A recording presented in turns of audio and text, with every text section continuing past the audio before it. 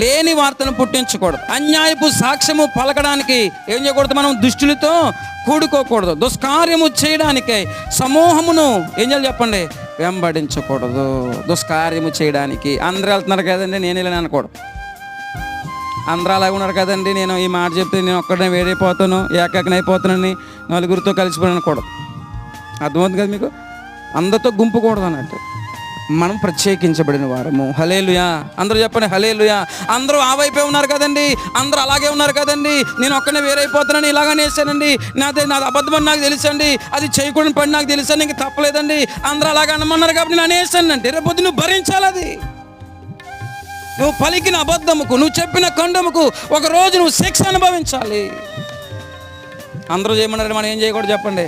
నీతిని మార్చేసే వారంగా ఉండకూడదు.